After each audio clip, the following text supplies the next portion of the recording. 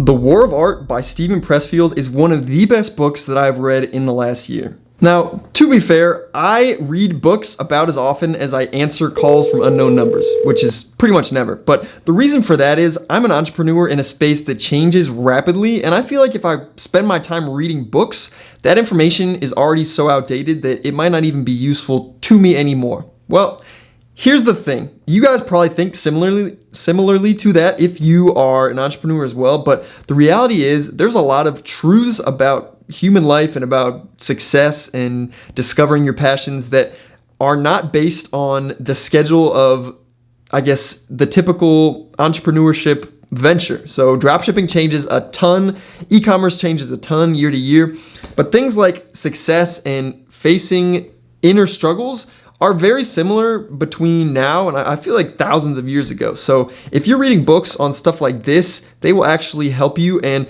in particular, this one was absolutely fire. So yeah, I just want to share some of the insights with you guys, and hopefully these takeaways will help you as much as they've helped me. Most of us have two lives, the life we live and the unlived life within us. Between the two stands resistance. You guys have probably experienced this, but I know for sure I am capable of way more than I do, and a lot of times there's distractions that come in between what I know I'm capable of and what I actually do. For whatever reason, there's some aspect of human nature that makes us violently opposed to doing what we know will better us in the future.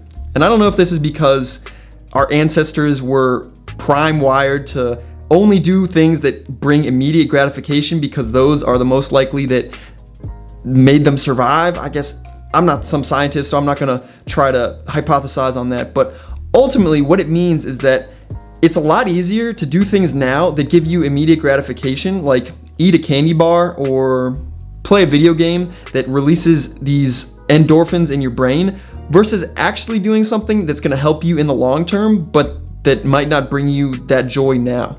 And those are the types of things that we need to be doing to better ourselves in the long run for the future.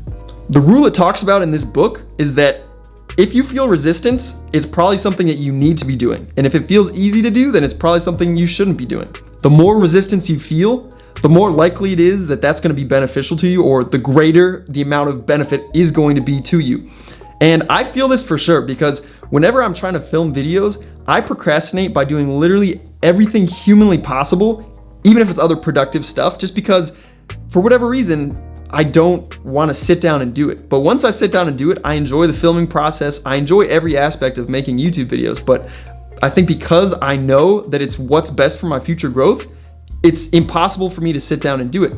And it talks about in this book that one of the most important things you can do as an entrepreneur or someone who's creative is to face that every day, wake up and know that from the moment you get up, you're going to be having to deal with that resistance, but that it's a known enemy. And because of that, you can, I guess, make a plan to figure out how you're going to overcome it. So if you're fighting something that you have no idea what it is, it's impossible for you to figure out how to beat it. But since you know that the most powerful force in the world is going to be resisting you doing what is right for you, you're ready for that. And you know that you need to overcome that and keep pushing through it. So that's the biggest takeaway from this book for me. The book also mentions rationalization as one of those things that you need to be careful of because it says it's the right-hand man of resistance. And again, this is true because when you want to do something, but you know you shouldn't, that thing becomes more appealing. And when you need to do something, but you don't want to, it just becomes less and less appealing. It's like, why are humans wired like this?